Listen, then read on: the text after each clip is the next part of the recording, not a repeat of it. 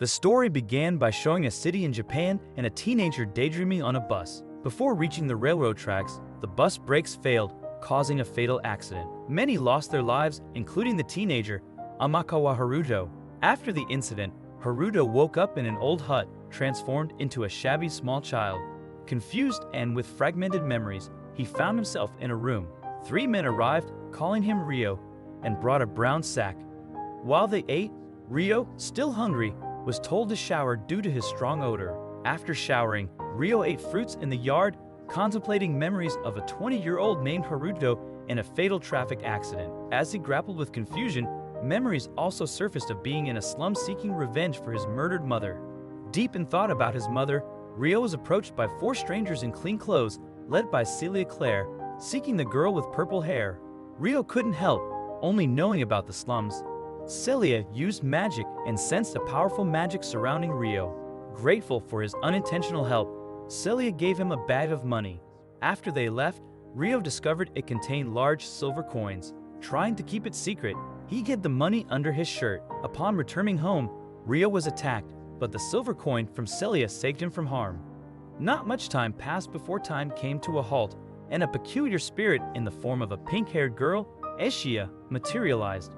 She approached Ryo, guiding him on how to wield magic. Empowered by this newfound skill, Ryo confronted the person who had earlier attacked him. In the aftermath, Ryo discovered that the 3 adults who were with him had succumbed to their injuries. Simultaneously, he heard mysterious cries emanating from a brown necklace in the room's corner. Inside the sack, a girl named Flora Beltram was found. Flora pleaded with Ryo to take her back to the palace. However, upon witnessing the deceased individuals, she fainted once more. Unaware of the circumstances, Ryo carried Flora with the intention of returning her to the palace. Along the way, he encountered Celia and her group again. Instead of gratitude, Ryo received a slap from Pristina Beltram, Flora's sister, accusing him of kidnapping. A heated debate ensued. After a recovery period, Vanessa and Merle invited Ryo to accompany them back to the palace. Upon arrival, Ryo found himself bound, hung, and treated like a criminal. Interrogated, he was coerced into confessing to the alleged kidnapping. Meanwhile, Flora, who had regained consciousness, sought Ryo's whereabouts and implored Vanessa to summon him to her room. Vanessa and Celia rushed back to the interrogation room, only to find Ryo covered in wounds and unconscious. After descending to the palace, Celia took Ryo for treatment. She insisted that he meet the king, who wanted to personally thank him. A few days later, Ryo visited the king and his family and was granted a scholarship to the Beltram Kingdom Academy for saving the princess. Struggling with reading and writing, Celia personally tutored Ryo. To her surprise, Ryo aced every question, attributing it to his past life as a university student in Japan. In sword lessons the next day, Ryo's unique style amazed his peers. Taking the school exam, Ryo's perfect grades and position alongside Princess Pristina caused a stir among students. 5 years later, Ryo was chosen to represent the elementary division in the kingdom's Knights tournament. Noble students resented him, considering him a commoner undeserving of the honor. Despite protests, the coach explained that the king had made the decision and they had to accept it. Celia suggested that if Ryo performed well in the tournament, he might be recruited as a knight even before graduation. However, Ryo rejected the idea, expressing his desire to become a wanderer and visit Yakumo, the eastern area where his parents were born. In the Royal Knights tournament, Ryo unexpectedly faced Charles Arbor, a knight captain who had tormented him before. Using an unusual sword style, Ryo emerged victorious. Frustrated, Charles confided in Rhys Volpe about Ryo's suspected involvement in Princess Flora's kidnapping, triggering Rhys's memories of a failed plan in a slum village. Meanwhile, in the Beltram Royal Academy, students embarked on a forest exploration. Deemed useless, Ryo carried their luggage. In a monster battle, a student named Stuart Huguenot was injured, causing Flora to fall into an abyss. Ryo, witnessing the incident, rushed to help her, managing to throw her back over the cliff. However, he fell into the abyss, saved by wind magic before hitting the ground. The students defeated the monsters, and confusion arose about who pushed Flora. Despite an alibi, Ryo, having returned to the cliff, overheard the commotion. Feeling his position slandered, Ryo believed he couldn't survive in the Beltram Kingdom. To clear his name, he decided to leave for Yagumo. In the palace, Cilia overheard a conversation in the king's room. The Huguenot noble family urged King Garcia not to reveal the truth about Flora's incident, fearing damage to their image and kingdom instability. As a result, Rio became a suspect in Flora's tragedy. That evening, Rio visited a concerned Cilia, apologized, and detailed the situation. He shared his decision to leave the kingdom for Yagumo and assured Cilia of regular letters, signing them with the name Haruto. 3 days after departing the Beltram kingdom, Rio reached Galard. While exploring the market for groceries, he stumbled upon a shop selling cooked pasta, referred to as noodles. The name triggered memories of Tokyo, and after savoring the dish, Rio sought dry noodles for his journey. The seller directed Rio to Les Lacricia's large shop, where he met waitress Lot. The ingredients and layout resembled Tokyo, akin to a typical mini-market. Rio, guided by Lot, purchased 15 kilograms of dry noodles and seasonings. He'd also entrusted Lot with delivering a letter to Cilia in Beltram's kingdom. With transactions completed, Rev resumed his journey toward Yagumo, but faced an interruption when attacked by a beastkin named Latifa. The battle concluded with Rio defeating Latifa and removing the slave collar around her neck. Latifa revealed that she was assigned to kill Rio by someone named Stuart Huguenot. Feeling empathy, Rio decided to take Latifa with him, especially since his journey would pass through an area inhabited by Aegean, half-human, half-beast creatures. Rio intended to leave her in that region. As evening approached during their travels, Rio decided to rest and set up camp in the forest. While cooking for Latifa, he was surprised when she referred to the meal as spaghetti. Latifa, in her delirium during sleep, spoke about her family in Tokyo, strengthening Rio's belief that they shared the same reincarnation era.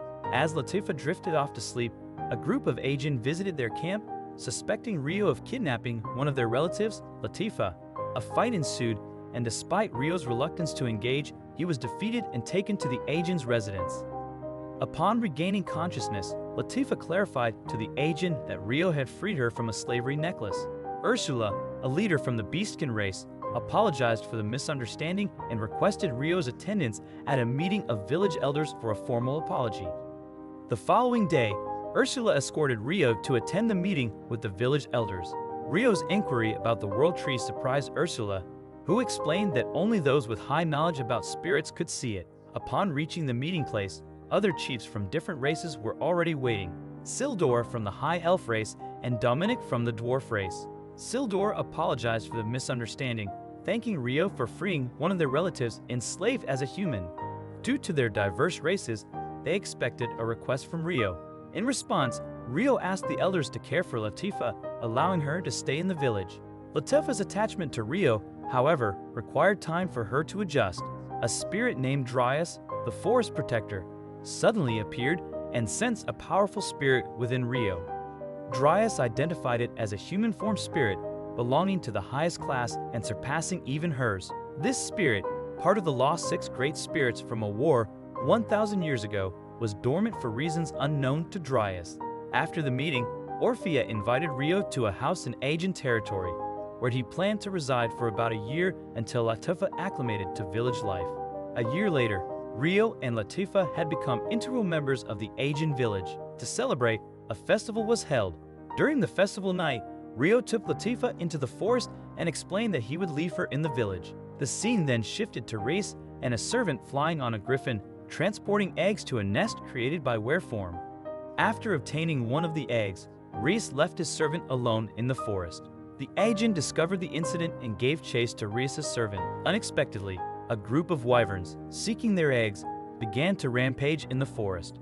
Fortunately, Rio, nearby, rushed to aid the Aegean, defeated the wyvern leader, and drove the rest away. The next day, Rio resumed his delayed conversation with Latifa. She disclosed that she was a person who had died and been reincarnated. Latifa had lived in Japan and died in a Tokyo accident involving a bus and a passing train. Rio shared a similar fate. He also died in a bus accident in Tokyo. Following their discussion, Rio prepared to continue his journey. The dwarves provided weapons, the elf chief offered space-time storage artifacts, and the beastkin contributed food supplies. 2 years after leaving the Aegean village, Rio arrived at Yagumo, the birthplace of his parents and the black-haired human race. Seeking information about his parents, Zen and Iam, who came from Yagumo 15 years ago, Rio inquired with the villagers. Escorted by two girls, Ruri and Sayo, to the village head's residence, they were greeted by Yuba. Despite commenting on Ryo's peculiar attire, Yuba accepted him. Ryo explained his quest for the origin of his parents. Upon hearing the names Zen and I am, a shocked Yuba instructed Ruri and Sayo to leave. Alone, Yuba asked Ryo to share more details. Finally, Yuba revealed that she recognized the names. Zen and Ayam were none other than her son. In essence, Yuba was Ryo's grandmother. The next morning, Ryo offered to help Yuba with breakfast and contribute to village work during his stay.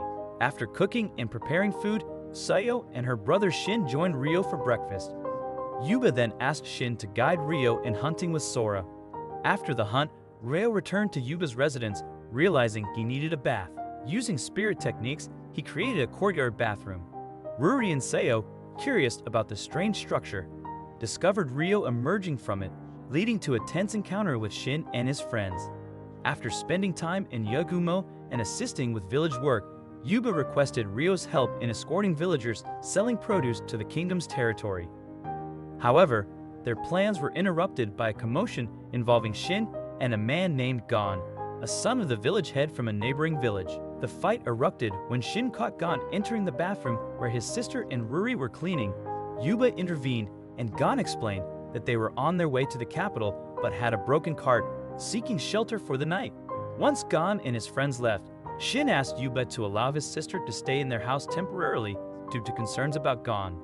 That night, Ryo discreetly met with Ruri and Sayo, providing them with an artifact and requesting them to place it in the corner of the room, which they agreed to without suspicion. The night passed, and early in the morning, Ryo assisted Yuba in tending to the crops, dividing them for consumption, taxes, and sale to the city. During their activities, a tax officer named Saga Hayat from the kingdom visited Yuba to check on the residents' crops. After a day of inspection, Hayat planned to stay overnight in the village. However, in the middle of the night, Gon and his group attempted to attack Ruri. Ryo, alerted by the artifact, intervened and harshly confronted Gon. Hayat, witnessing Gon's condition, recognized the severity of the crime and announced their imprisonment in the royal capital. The next day, the royal guards, armed with information from Hayat, arrived to take Gon and his group to the capital. They would also accompany the villagers selling their crops. Before their departure, Yuba sent a letter with Hayat to be delivered to his father. In the capital, Ryo and Sayo took a break from the market to explore a souvenir shop. Ryo bought a hair clip as a gift for Sayo, bringing her immense joy.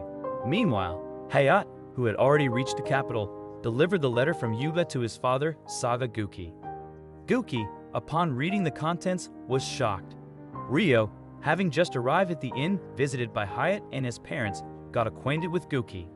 Guki revealed that he and his wife used to serve Karasuki Ayam, Ryo's mother, who was the princess of the Karasuki royal family. Guki shared everything he knew about Zen, Ryo's father. After the conversation, Guki invited Ryo to the palace to meet the rest of his family. Accompanied by Guki, Ryo visited the palace and met the queen and king, who were his grandparents. The conversation revolved around the life story of Ryo's parents. Ryo disclosed his mission to avenge his mother, killed by someone named Lucius Orgiel. While understanding Ryo's feelings, King Karasuki Homura acknowledged his grandson's abilities by challenging him to a duel against Goki, a renowned samurai. In the end, Ryo emerged victorious. Returning to the Yuba residence, Ryo revealed to Ruri that he was her cousin and the prince of the Karasuki kingdom. This revelation left Ruri astonished. Ryo concluded the night's conversation by expressing his intention to stay in the village for the next year or so. Throughout that year, Ryo continued to learn and share his knowledge with the village residents, integrating new insights from a neighboring kingdom. One day, while in the rice fields, Ryo approached Sayo, informing her that he would be leaving the village after the harvest season. Despite her sadness, Sayo understood there was nothing she could do to change Ryo's decision. As the days flew by, the harvest season arrived, marking the nearing end of Ryo's stay in the village. On that day, Sayo sought a private conversation with Ryo to express her feelings. Although surprised, Ryo gently explained that he couldn't reciprocate Sayo's love, leaving her heartbroken. The following morning, Ryo bid farewell to Ruri and Yuba, preparing to leave the village. At the entrance, Sayo stood alone, waiting for Ryo's departure. After a brief conversation, Ryo said his goodbyes and continued his journey. 1 year after leaving Nagumla village, Ryo returned to the Ajin village, warmly welcomed by Latifa and the other beastkin. He shared the knowledge he gained in Yaguma village with the elders and explained that he could only stay briefly as he needed to return to Beltrum.